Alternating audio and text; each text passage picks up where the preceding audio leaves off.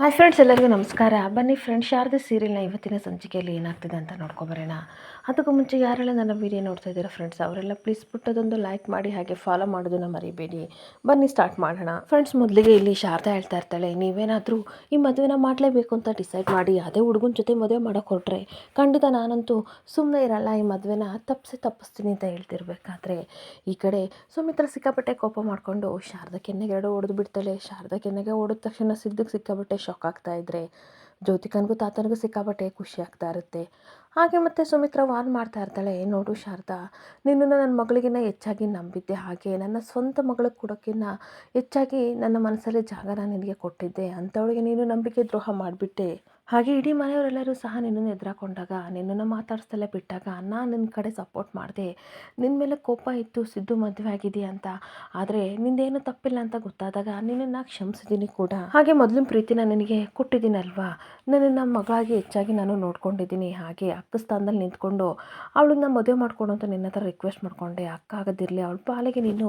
ಜೀವನ ಪೂರ್ತಿ ಶತ್ರು ಆಗ್ಬಿಟ್ಟಲೆ ಅಂತ ಅಂದಾಗ ಶಾರದನಿಗೆ ಸಿಕ್ಕಾಪಟ್ಟೆ ಶಾಕ್ ಆಗ್ತಾ ಇರುತ್ತೆ. ಹಾಗೆ ಪದೇ ಪದೇ ನನ್ನ ಮಗಳ ಜೀವನದಲ್ಲಿ ಏನಕ್ಕೆ ಬರ್ತೀಯಾ, ಅವಳೇನು ನಿನಗೆ ಅನ್ಯಾಯ ಮಾಡಿದ್ಲು, ಯಾಕೆ ಹಿಂಗೆ ಅವಳಿಗೆ ನೀನು ಅನ್ಯಾಯ ಮಾಡ್ತಾ ಇದ್ದೀಯಾ, ಹೋಗ್ಲಿ ನಾನು ತಾನೇ ನಿನಗೆ ಏನು ಮಾಡಿದ್ದೆ, ನನ್ನ ಜೀವನದಲ್ಲಿ ಯಾಕೆ ಈ ರೀತಿ ಆಟ ಆಡ್ತಿದ್ದೀಯಾ ಅಂತ ಸುಮಿತ್ರ ಹುಚ್ಚಿ ಥರ ಆಡ್ತಾ ಇರಬೇಕಾದ್ರೆ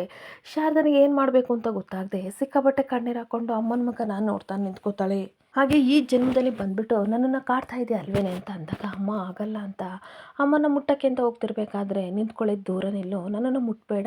ಈ ನೀನು ಇನ್ನೋಸೆನ್ಸ್, ಈ ನೀನು ಕಾಳಜಿ ನನ್ನನ್ನು ಇಷ್ಟು ದಿನ ಕಾಡ್ತಾ ಇತ್ತು, ಇದರಿಂದ ನನ್ನ ಮನಸ್ಸೆಲ್ಲ ಹಾಳಾಗೋಗಿತ್ತು ಅಂತ ಕೂಗಾಡ್ತಾ ಇರ್ತಾಳೆ. ಹಾಗೆ ನಿನ್ನ ಮೇಲೆ ಯಾವತ್ತೂ ನಾನು ಕಾಳಜಿ ತೋರಿಸಲ್ಲ, ಪ್ರೀತಿನೂ ಕೊಡಲ್ಲ ಅಂತ ಕೋಪ ಮಾಡಿಕೊಂಡು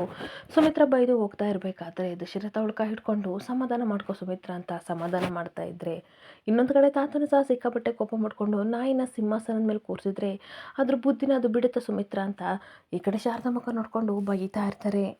ಹಾಗೆ ಮನೆ ಮರ್ಯಾದೆ ಎಲ್ಲ ಕಳೆದೋದ್ಲಲ್ಲ ಅಂಥವಳನ್ನ ಕರಿಬಾರ್ದು ಅಂತ ನಾನು ಹೇಳಿದ್ರು, ನನ್ನ ಮಾತು ಕೇಳ್ದ ಹೋಗಿ ಕರೆದಲ್ಲ, ಇವಾಗ ನೋಡಿ ಎಂಥ ಮರ್ಯಾದೆ ಕೊಟ್ಟಳು, ಎಲ್ಲನೂ ಹಾಳು ಮಾಡಿದ್ಲು, ಇಂಥವಳನ್ನ ಕರೆದಲ್ಲ ಅಂತ ಅಂದಾಗ, ಇಲ್ಲ ತಾತ, ನಿಮ್ಮ ಮಾನ ಮರ್ಯಾದೆ ಎಲ್ಲ ಹೋಗೋ ಕೆಲಸ ನಾನು ಯಾವತ್ತೂ ಮಾಡಿಲ್ಲ, ಹಂಗಂತ ಮಾಡಬೇಕನ್ನೋ ಉದ್ದೇಶ ನನಗಿರಲಿಲ್ಲ. ಇವಾಗಲೂ ತಾತ, ಜ್ಯೋತಿಕ ನನಗೆ ತಂಗಿ ಇದ್ದಂಗೆ, ಅವಳ ಲೈಫ್ ಚೆನ್ನಾಗಿರ್ಬೇಕಂತ ಈ ರೀತಿ ಮಾಡಿದೆ ಅಂತ ಅಂದಾಗ, ಮುಚ್ಚ ಬಾಯ, ನನ್ನ ಗೋಲ್ಡಿನ ನೀನು ನಿನ್ನ ತಂಗಿ ಅಂತ ಅನ್ಕೋತಿದೀಯ ಅಲ್ಲ,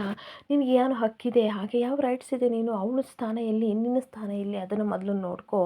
ನನ್ನ ಮಾತನ್ನು ಕೇಳಿದರೆ ಇಷ್ಟೆಲ್ಲ ಆಗ್ತಾ ಇರಲ್ಲ, ನಾನು ಎಷ್ಟು ದಿನ ಪಡ್ಕೊಂಡೆ, ಈ ಮನೆಯಲ್ಲಿ ಮಾತನ್ನ ನಂಬೇಡಿ ಅಂತ ಅಂದರೂ ಸಹ ನೀವು ನನ್ನ ಮಾತನ್ನ ಕೇಳಲೇ ಇಲ್ಲ, ಇವಾಗ ನೋಡಿ ನನ್ನ ಮಾತು ಕೇಳ್ದಿದ್ದಕ್ಕೆ ಎಂಥ ಪರಿಸ್ಥಿತಿ ಬಂದಿದೆ ಅಂತ ಪಾರಿಜಾತನೂ ಸಹ ಕೂಗಾಡ್ತಾ ಇರ್ತಾಳೆ.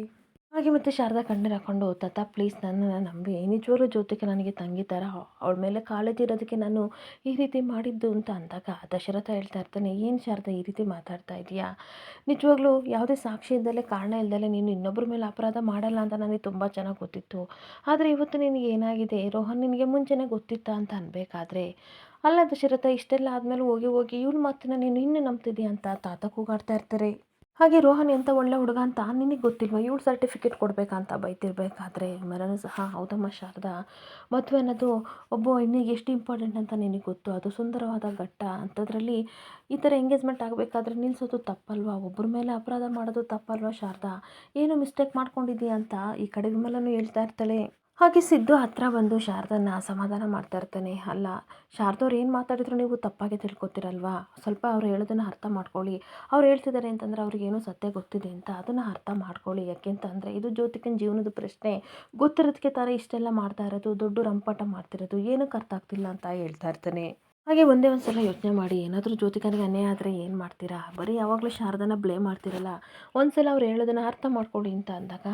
ಏನು ಸಿದ್ದು ಇವಾಗ ಬುದ್ಧಿ ಮಾತು ಹೇಳ್ತಿದ್ದೀಯಲ್ಲ, ಜ್ಯೋತಿಕನ ಮದುವೆ ಆಗ್ತೀನಿ ಅಂತ ಹಸೆ ಮನೆವರೆಗೂ ಬಂದು ಶಾರದನ ಕುತ್ತಿಗೆ ತಾಳಿ ಕಟ್ತಲ್ಲ, ಅವಾಗೆಲ್ಲೋಯ್ತು ನಿನ್ನ ಬುದ್ಧಿ ಅಂತ ತಾತ ಬೈತಾ ಇರ್ತಾರೆ. ಅವಾಗ ಅವಳಿಗೆ ಅನ್ಯಾಯ ಮಾಡಬೇಕಾದ್ರೆ ನಿನಗಿದೆಲ್ಲ ನೆನಪಾಗಿರ್ಲಿಲ್ವ, ಇವಾಗ ಬುದ್ಧಿ ಹೇಳಕ್ಕೆ ಬಂದಿದೆಯಾ ಅಂತ ಬೈತಿರ್ಬೇಕಾದ್ರೆ ಅಷ್ಟೊತ್ತಿಗೆ ಮುರಳಿ, ಹೌದು ಮಾವ, ಜ್ಯೋತಿಕಂತ ಹುಡುಗಿಗೆ ಅನ್ಯಾಯ ಆಗಬಾರ್ದಿತ್ತು ಅಂತ ಅಂದಾಗ ಸಿದ್ದು ಕೋಪ ಮಾಡಿಕೊಂಡು, ತಾವೇ ತಪ್ಪು ಮಾಡಿ ಇನ್ನೊಬ್ರಿಗೆ ಬುದ್ಧಿ ಬೇರೆ ಹೇಳಕ್ಕೆ ಬರ್ತಾರಲ್ಲ, ಸುಮ್ಮನೆ ಮೌನವಾಗಿದ್ದರೆ ಎಷ್ಟೋ ಮರ್ಯಾದೆ ಉಳಿಯುತ್ತೆ ಅಂತ ಮುರಳಿ ಮುಖ ನೋಡ್ಕೊಂಡು ಹೇಳ್ತಿರ್ಬೇಕಾದ್ರೆ ಅವನಿಗೆ ಸಿಕ್ಕಾಪಟ್ಟೆ ನಾಚಿಕೆ ಆಗ್ತಾ ಇರುತ್ತೆ. ಹಾಗೆ ಮತ್ತೆ ಶಾರದಾ ಕಣ್ಣೀರು ಹಾಕೊಂಡು, ಯಾಕೆ ನನ್ನ ಮಾತನ್ನ ನಂಬ್ತಿಲ್ಲ, ನಾನು ಹೇಳ್ತಿರೋದು ನಿಜ ಅಂತ ಅಂದಾಗ, ನೋಡಿ ಶಾರದಾ ಅವರೇ, ಇವ್ರು ಯಾರು ನಂಬ್ತಾರೋ ಬಿಡ್ತಾರೋ ಗೊತ್ತಿಲ್ಲ, ನಾನು ಖಂಡಿತ ನಂಬ್ತೀನಿ, ನೀವು ಯಾವುದೇ ಕಾರಣಕ್ಕೂ ಸಹ ಸುಳ್ಳು ಹೇಳ್ತಿಲ್ಲ ಅಂತ ನನಗೆ ಗೊತ್ತು ಅಂತ ಸಿದ್ದು ಹೇಳ್ತಿರ್ಬೇಕಾದ್ರೆ ಈ ಕಾರ್ತಿನಿ ಸಹ ಹೇಳ್ತಾ ಇರ್ತಲ್ಲ, ಹೌದು ಅದಕ್ಕೆ ನೀವು ಯಾರಿಗೂ ಕೆಟ್ಟದ್ದು ಬಯಸೋದಲ್ಲ, ಖಂಡಿತ ನನಗೆ ಗೊತ್ತು ನೀವು ಎಷ್ಟು ಒಳ್ಳೆಯವರು ಅಂತ, ನಾನು ಇದನ್ನು ನಂಬ್ತೀನಿ ಅಂತ ಹೇಳ್ತಿರ್ಬೇಕಾದ್ರೆ ಅಲ್ಲ ಈ ಮನೆಯವರೆಲ್ಲ ನಂಬಲ್ಲ ನಂಬಲ್ಲ ಅಂತ ಅಂತಿದ್ಯಲ್ಲ, ನಿನ್ನ ಕಣ್ಣಿಗೆ ನಾವು ಯಾವ ರೀತಿ ಕಾಣ್ತಾ ಇದ್ದೀವಿ? ಇಡೀ ಇಷ್ಟು ದೊಡ್ಡ ಸಾಮ್ರಾಜ್ಯನ ನಾನು ಸಮರ್ಥನೆ ಮಾಡಿ ಇಷ್ಟು ವರ್ಷ ಕಾಪಾಡ್ಕೊಂಡು ಬಂದಿದ್ದೀನಿ. ಅದರಲ್ಲೂ ಜ್ಯೋತಿಕಾ ಈ ಮನೆ ಮಗಳು, ಬೆಳಕು ಇದ್ದಂಗೆ ನನಗೆ. ಅಂಥದ್ರಲ್ಲಿ ನನ್ನ ಮೊಮ್ಮಗಳು ಮದುವೆ ಮಾಡಬೇಕಾದ್ರೆ ನಾನು ಕೂಲ್ ಆಗೋ ಥರ ಎಲ್ಲ ವಿಚಾರಿಸ್ದಲೇ ಗಂಡನ ಹುಡುಕ್ತೀನಿ ಅಂತ ನೀನು ಹೇಗೆ ಅಂದ್ಕೊಂಡೆ? ನಾನು ಅವನ್ನೆಲ್ಲ ವಿಚಾರಿಸ್ದೆ. ರೋಹನ್ ಎಷ್ಟು ಒಳ್ಳೆ ಹುಡುಗ ಅಂತ ನಾನು ಕಣ್ಣಾರೆ ನೋಡಿದ್ದಕ್ಕೆ ಮದುವೆ ಮಾಡೋಕ್ಕೆ ನಾನು ಹೊರಟಿದ್ದು ಅಂತ ಅಂದಾಗ, ಇಲ್ಲ ತಾತ, ನಾನು ಹೇಳಿದ್ರಲ್ಲಿ ಯಾವುದೇ ಸುಳ್ಳಿಲ್ಲ, ದಯವಿಟ್ಟು ಒಂದು ಸಲ ರೋಹನ್ ಬಗ್ಗೆ ವಿಚಾರಿಸು ಅಂತ ಅಂದಾಗ, ಸಾಕಮ್ಮ ಸಾಕು ನೀನು ಸಹವಾಸ ಅಂತ ತಾತ ಕೈ ಮುಗಿತಿದ್ರೆ, ಪಾರಿಜಾತ ಮುಚ್ಚೆ ಬಾಯ್ನ ಇಲ್ಲಿಂದ ತೊಲಗು, ಸಾಕು ನಿನ್ನ ಉಪದೇಶ ಕೇಳಿ ಕೇಳಿ ಸಾಕಾಗಿದೆ, ತೊಲಗೆ ಅಂತ ಶಾರದನ ತೂಗ್ತಿರ್ಬೇಕಾದ್ರೆ, ಅಜ್ಜಿ ನನ್ನ ಹೆಂಡತಿ ಕೈನ ಬಿಡಿ ಅಂತ ಸಿದ್ದು ಕೈ ಕಿತ್ಬಿಟ್ಟು, ಬನ್ನಿ ಶಾರದವರೇ, ಮರ್ಯಾದೆ ಇಲ್ಲದ ಜಾಗದಲ್ಲಿ ನಾವು ನಿಂತ್ಕೋಬಾರ್ದು ಅಂತ ಶಾರದನ ಹೊರಗಡೆ ಕರ್ಕೊಬರ್ತಾ ಇದ್ರೆ, ಶಾರದಾ ಸಿಕ್ಕಾಪಟ್ಟೆ ಕಣ್ಣೀರು ಹಾಕ್ಕೊಂಡು ಸುಮಿತ್ರ ಅಂದಿರೋ ಮಾತುಗಳನ್ನ ನೆನಪು ಮಾಡಿಕೊಂಡು ಬಂದುಬಿಟ್ಟು ಹಾಗೆ ಹೊರಗಡೆ ಚೌಟ್ರಿ ಹೊರಗಡೆ ಬಂದು ನಿಂತ್ಕೊಂಡು ಕಣ್ಣೀರು ಹಾಕ್ತಾ ಇರ್ತಾಳೆ. ಸಿದ್ದು ಸಮಾಧಾನ ಮಾಡಿ ಕಣ್ಣೀರು ಒರೆಸಿ, ಬೇಜಾರು ಮಾಡ್ಕೊಬೇಡಿ ಶಾರದವ್ರೆ, ಇದರಲ್ಲಿ ನಿಮ್ದೇನು ತಪ್ಪಿಲ್ಲ ಅಂತ ಅಂದಾಗ, ಅದ್ರ ಜೊತೆಗೆ ಎಂಗೇಜ್ಮೆಂಟು ನಿಲ್ತು ಸರ್ ಅಂತ ಅನ್ಬೇಕಾದ್ರೆ, ನಿಂತಿದ್ದೆ ಒಳ್ಳೇದಾಯಿತು ಅಂತ ರೋಹನ್ ಅಂತ ಕೆಟ್ಟ ಹುಡುಗನ ಮದುವೆ ಆಗಿದ್ದರೆ ಖಂಡಿತ ಜೀವನ ಪೂರ್ತಿ ಅವಳು ಸಫರ್ ಪಡಬೇಕಿತ್ತು. ಇವತ್ತು ನಿಮಗೆ ಬೈದು ಅವಮಾನ ಮಾಡಿದ್ದಾರೆ, ನಾಳೆ ಅವನೆಂಥ ಕೆಟ್ಟವನಂತ ಗೊತ್ತಾದಾಗ ಜ್ಯೋತಿಕನ ಲೈಫು ಒಳ್ಳೇದಾಯಿತು, ಅವ್ನ ಮದುವೆ ಆಗದಲ್ಲೇ ಇದ್ದಿದ್ದೇ ಒಳ್ಳೇದಾಯಿತು ಅಂತ ಅನ್ಕೋತಾರೆ. ಅರ್ಥ ಮಾಡ್ಕೊಳ್ಳಿ ಅಂತ ಸಮಾಧಾನ ಮಾಡ್ತಾ ಇರ್ತಾನೆ. ಹಾಗೆ ನಿಮ್ಮನ್ನು ಖಂಡಿತ ಅವರು ಮೆಚ್ಚುಗೆ ಪಟ್ಟೆ ಪಡ್ತಾರೆ, ಒಂದಲ್ಲ ಒಂದು ದಿನ ನಿಮ್ಮನ್ನು ಅಕ್ಸೆಪ್ಟ್ ಮಾಡ್ಕೋತಾರೆ ಅಂತ ಅಂದಾಗ, ಆದರೆ ಇವಾಗ ಸಾಕ್ಷಿ ಬೇಕಲ್ಲ, ಏನು ಮಾಡೋದು ಸರ್ ಅಂತ ಅಂದಾಗ, ಕಣ್ಣೀರು ಹಾಕ್ಬೇಡ್ರಿ, ಇನ್ನು ಮುದ್ದಾದ ಮಗುಕ್ಕೆ ಅಳ್ತಾ ಕೂತ್ಕೊಂಡ್ರೆ ಚೆನ್ನಾಗಿ ಕಾಣಲ್ಲ, ಖಂಡಿತ ಒಂದಲ್ಲ ಒಂದು ಸಾಕ್ಷಿ ಸಿಕ್ಕೇ ಸಿಗುತ್ತೆ. ಇವಾಗ ನೀವು ನನಗೆ ಸಿಕ್ಕಿದ್ರಲ್ಲ ಆ ರೀತಿಯ ದೇವರು ಖಂಡಿತ ಒಂದು ಸಾಕ್ಷಿನ ಕೊಟ್ಟೆ ಕೊಡ್ತಾನೆ, ಬನ್ನಿ ಹೋಗೋಣ ಅಂತ ಸಮಾಧಾನ ಮಾಡಿಕೊಂಡು ಕರ್ಕೊಂಡು ಹೋಗ್ತಾ ಇರ್ತಾನೆ. ಹಾಗೆ ಒಂದು ಕಡೆ ಮನೆಗೆ ಎಲ್ಲರೂ ಬಂದಾಗ ತಾತ ದಶರಥ ಯೋಚನೆ ಮಾಡ್ತಿರ್ಬೇಕಾದ್ರೆ, ಜ್ಯೋತಿಕ ನಾಟಕ ಮಾಡಿಕೊಂಡು ಕಣ್ಣೀರು ಹಾಕ್ಕೊಂಡು ಸುಮಿತ್ರನ ತೊಡೆ ಮೇಲೆ ಮಲಗಿರ್ತಾಳೆ. ಹಾಗೆ ಪಾರಿಜಾತ ಸಿಕ್ಕಾಪಟ್ಟೆ ಕೋಪ ಮಾಡಿಕೊಂಡು, ಒಬ್ಬಳು ಮನೆ ಕೆಲಸದವಳು ನನ್ನ ಮೊಮ್ಮಗಳ ಜೀವನನ ಹಾಳು ಮಾಡ್ತಿದ್ದಾಳಲ್ಲ, ಅವಳು ಮನುಷ್ಯಳ ರಾಕ್ಷಸಳ ನನಗಂತೂ ಗೊತ್ತಿಲ್ಲ, ಏನೋ ಪಾಪ ಗತಿ ಇಲ್ದವಳು ಅಂತ ಆಶ್ರಯ ಕೊಟ್ಟರೆ ನನ್ನ ಮೊಮ್ಮಗಳ ಜೀವನನೇ ಹಾಳು ಮಾಡ್ತಿದ್ದಾಳೆ ಅಂತ ಕಿರ್ಚಾಡ್ಕೊಂಡು,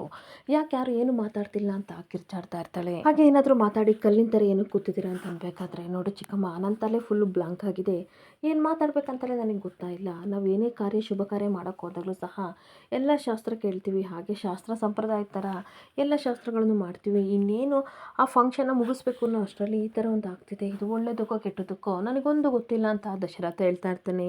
ಹಾಗೆ ಅಷ್ಟೊತ್ತಿಗೆ ಕೆಲಸದವ್ರು ಎಲ್ಲರಿಗೂ ಜ್ಯೂಸ್ನ ತಂದ್ಕೊಡ್ತಿರ್ಬೇಕಾದ್ರೆ, ತಾತ ದಶರಥ ಸುಮಿತ್ರ ಎಲ್ಲರೂ ಜ್ಯೂಸ್ ತೊಗೊಂಡು ಕುಡಿಯೋಕ್ಕೆ ಹೋದಾಗ, ಜ್ಯೋತಿಕನ್ನ ಸ್ವಲ್ಪ ಕುಡಿಯಮ್ಮ, ಸ್ವಲ್ಪ ಕುಡಿ ಬಂಗಾರ ಅಂತ ಸುಮಿತ್ರ ಹೇಳ್ತಾ ಇರ್ತಾಳೆ. ಅಷ್ಟೊತ್ತಿಗೆ ಜ್ಯೂಸ್ನ ತೊಗೊಂಡು ಬೇಕು ಬೇಕು ಅಂತ ಈ ಕಡೆ ಜ್ಯೋತಿಕ ನಾಟಕ ಮಾಡಿಕೊಂಡು ತೆಗೆದು ಎಸ್ಬಿಡ್ತಾಳೆ. ಎಲ್ಲರೂ ಶಾಕಾಗಿ, ಏನಾಯಿತು ಬಂಗಾರ, ಪುಟಾಣಿ ಥರ ಆಡ್ತಿದೆಯಲ್ಲ, ಚಿಕ್ಕ ಮಕ್ಕಳು ಥರ ಆಡ್ತಾ ಇದೆಯಲ್ಲ ಯಾಕೆ ಅಂತ ಅಂದಾಗ, ನನಗೆ ಹುಚ್ಚಿಡ್ದಿದೆ ಅದಕ್ಕೆ ಹಿಂಗೆ ಆಡ್ತಾ ಇದ್ದೀನಿ ಅಂತ ಅಂದ್ಬಿಟ್ಟು, ನೋಡಿ ಡ್ಯಾಡ್, ಬಿರುಕ್ಬಿಟ್ಟಿರೋ ವಸ್ತುನ ಹೇಗಾದರೂ ನಾವು ಸರಿ ಮಾಡ್ಬೋದು, ಆದರೆ ಈ ರೀತಿ ಚೂರು ಚೂರಾಗಿರೋ ವಸ್ತುನ ನಾವು ಸರಿ ಮಾಡೋಕ್ಕಾಗುತ್ತಾ ಅಂತ ಕೇಳ್ತಾ ಇದ್ರೆ, ದಶರಥ ಏನು ಮಾತಾಡದೆ ಸೈಲೆಂಟಾಗಿ ನಿಂತ್ಕೊಬಿಡ್ತಾನೆ. ಟೆಲ್ ಮಿ ಡ್ಯಾಡ್, ಹೇಳಿ ಇದನ್ನು ಜೋಡಿಸ್ತೀರಾ ನೀವು ಅಂತ ಅಂದ್ಬಿಟ್ಟು, ಮಮ್ಮ ನೀವಾದರೂ ಜೋಡಿಸ್ತೀರಾ ಮಾತಾಡಿ ಅಂತ ಅಂದಾಗ, ಸುಮಿತ್ರ ಸಿಕ್ಕಾಪಟ್ಟೆ ಕಣ್ಣೀರು ಹಾಕ್ತಾ ಇರ್ತಾಳೆ. ತಾತ ನೀವು ಹೇಳಿ, ಇದನ್ನೇನಾದರೂ ಜೋಡ್ಸೋಕ್ಕಾಗುತ್ತಾ, ಒಂದು ನಿಮಿಷದಿಂದ ಈ ಗ್ಲಾಸ್ ಎಷ್ಟು ಸುಂದರವಾಗಿತ್ತು, ಇವಾಗ ಇದು ಹಾಳಾಗಿದೆಯಲ್ಲ, ಇದು ಜೋಡ್ಸೋಕ್ಕಾಗುತ್ತಾ, ಇದೇ ರೀತಿ ನನ್ನ ಮನಸ್ಸು ಹಾಳಾಗಿರೋದು ಅಂತ ಅಂದಾಗ, ಸುಮಿತ್ರ ಸಮಾಧಾನ ಮಾಡಮ್ಮ, ಒಂದು ಗ್ಲಾಸ್ ನೀರು ತಂದುಕೊಡು, ಒಳಗಡೆ ಕರ್ಕೊಂಡು ಹೋಗು ಜ್ಯೋತಿಕನ ಅಂತ ಹೇಳಬೇಕಾದ್ರೆ, ಪಾರಿಜಾತ ಕಿರ್ಚಾಡ್ತಾ ಇರ್ತಾಳೆ. ಹೇಗೆ ಸಮಾಧಾನ ಮಾಡ್ಕೋತಾಳೆ, ನನ್ನ ಗೋಲ್ಡಿ ಜೀವನನೇ ಹಾಳಾಗೋಗಿದೆ, ಆ ಸಿದ್ದುನ ಮನಸಾರಿ ಇಷ್ಟಪಟ್ಲು, ಆ ಕೆಲಸದವಳು ಬಂದು ಅವನನ್ನು ಪಡ್ಕೊಂಡೇ ಹೋಗ್ಬಿಟ್ಲು, ಈಗ ರೋಹನ್ನ ಇಷ್ಟಪಟ್ಲು, ಇವಾಗ ಅವನು ಸಹ ಸಿಕ್ದಂಗೆ ಮಾಡಿಬಿಟ್ಲು,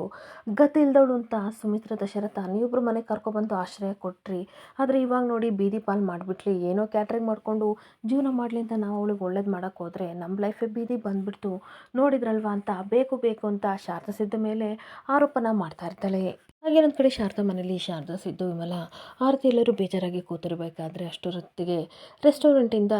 ಅನಸೂಯ ಮತ್ತು ದೀಪು ಬರ್ತಾರೆ. ದೀಪು ಬಂದುಬಿಟ್ಟು ಖುಷಿಯಿಂದ, ಅರೆ ಅಪ್ಪ ಅಮ್ಮ ಬಂದಿದ್ದಾರೆ, ನೀವಿಬ್ಬರು ಎಂಗೇಜ್ಮೆಂಟಿಂದ ಬಂದ್ರಾ, ಇಷ್ಟು ಬೇಗ ಬರ್ತೀರಾ ಅಂತ ಅಂದ್ಕೊಂಡಿರಲಿಲ್ಲ, ಅಷ್ಟಕ್ಕೂ ಅಮ್ಮಮ್ಮ ನನಗೇನಾದರೂ ತಿಂಡಿ ಕೊಟ್ಟು ಕಳಿಸಿರುತ್ತೆ, ಏನು ತಂದಿದ್ದಾರೆ ಹೇಳಿ, ಸ್ವೀಟ್ ಕೊಟ್ಟಿರುತ್ತೆ ಅಲ್ವಾ, ಅದನ್ನು ಕೊಡಿ ಅಂತ ಅನ್ಬೇಕಾದ್ರೆ ಎಲ್ಲರೂ ಸಿಕ್ಕಾಬಟ್ಟೆ ಬೇಜಾರಿಂದ ದೀಪು ಮುಖನ ನೋಡ್ತಾ ಇರ್ತಾರೆ. ಹಾಗೆ ಸಿದ್ದು ಅವಳನ್ನ ತೊಡೆ ಮೇಲೆ ಕೂರಿಸ್ಕೊಂಡು, ನೋಡು ಬಂಗಾರ, ಸ್ವೀಟ್ ತರಬೇಕಂತ ಅಂದ್ಕೊಂಡಿದ್ವಿ, ಆದರೆ ಫಂಕ್ಷನಿಗೆ ಜನ ಜಾಸ್ತಿ ಬಂದ್ರಲ್ಲ, ಸ್ವೀಟೆಲ್ಲ ಖಾಲಿ ಆಯಿತು ಅಂತ ಅಂದಾಗ, ಹೋಗಿ ಪಾಪ ನನಗೆ ಸಿಕ್ಕಾಬಟ್ಟೆ ಬೇಜಾರಾಗ್ತಿದೆ ಅಂತ ಅನ್ಬೇಕಾದ್ರೆ, ನಮ್ಮ ರೆಸ್ಟೋರೆಂಟಲ್ಲಿ ಹೇಗಿದ್ರು ಸ್ವೀಟ್ ಮಾಡ್ತೀವಲ್ಲ, ಬಿಸಿ ಬಿಸಿ ತಂದು ಕೊಡ್ತೀನಿ ಬಿಡು ಚಿನ್ನು ಅಂತ ಅಂದಾಗ,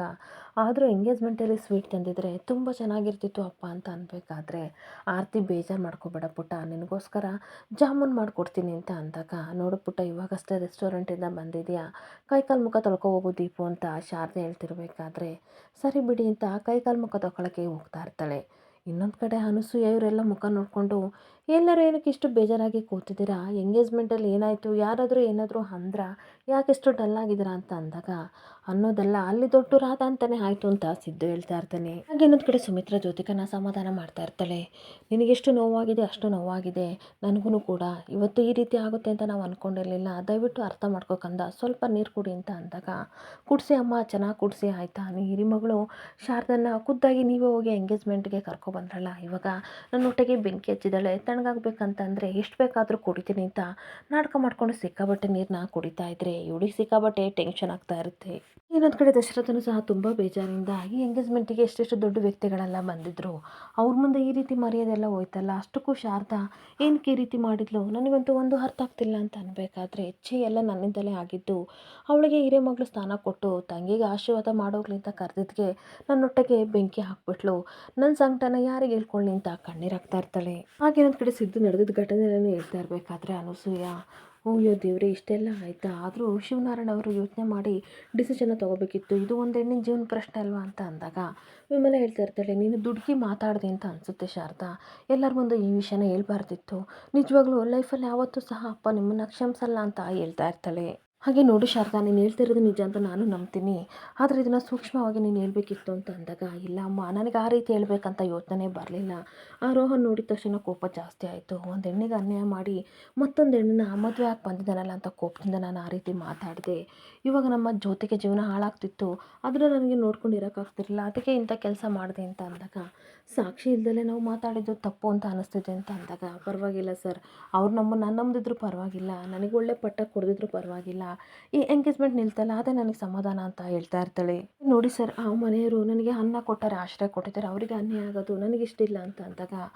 ನೋಡಿ ಶಾರದಾ ಅವರೇ, ನೀವು ಅವ್ರ ಮೇಲೆ ಬಿಟ್ಟದಷ್ಟು ಪ್ರೀತಿ ವಿಶ್ವಾಸನ ಇಟ್ಟಿದ್ದಾರೆ, ಆದರೆ ಅವರು ಇದು ಯಾವುದಕ್ಕೂ ಬೆಲೆನೇ ಕೊಡಲ್ಲ ನಿಮಗೆ ಅಂತ ಸಿದ್ದು ಹೇಳ್ತಾ ಇರ್ತಾನೆ. ಹಾಗೆ ನಮ್ಮೊಬ್ಬರನ್ನು ಕತ್ತಿಡಿದು ದೂಕೋ ರೀತಿ ನನಗೆ ಅವಮಾನ ಮಾಡಿದ್ರು, ಯಾರೇ ಆದರೂ ಸಹ ನಿಮ್ಮ ಮನೆ ಮಗಳು ಮದುವೆ ಆಗ್ತಿರೋ ಹುಡುಗ ಕೆಟ್ಟವನಂತ ಅಂದಾಗ ಆ ಹುಡುಗನ ಬಗ್ಗೆ ಪ್ರಶ್ನೆ ಮಾಡ್ತಾರೆ, ಅದನ್ನು ಬಿಟ್ಟು ಇವರು ನಿಮಗೆಲ್ಲರ ಮುಂದೆ ಅವಮಾನ ಮಾಡಿದರು, ಅಂಥವ್ರ ಬಗ್ಗೆ ನೀವೇನಕ್ಕೆ ಯೋಚನೆ ಮಾಡ್ತೀರಾ, ಹಾಳಾಗೋದು ಅವ್ರ ಲೈಫು ತಾನೇ, ಬಿಟ್ಬಿಡಿ ಅಂತ ಸಿದ್ದು ಹೊರಟೋಗ್ತಿದ್ರೆ ಶಾರದನಿಗೆ ಸಿಕ್ಕಾಪಟ್ಟೆ ಟೆನ್ಷನ್ ಆಗ್ತಾ ಇರುತ್ತೆ. ಇಲ್ಲಿಗೆ ಸಂಚಿಕೆ ಎಂಡ್ ಆಗ್ತಿದೆ. Thank you for the watching friends.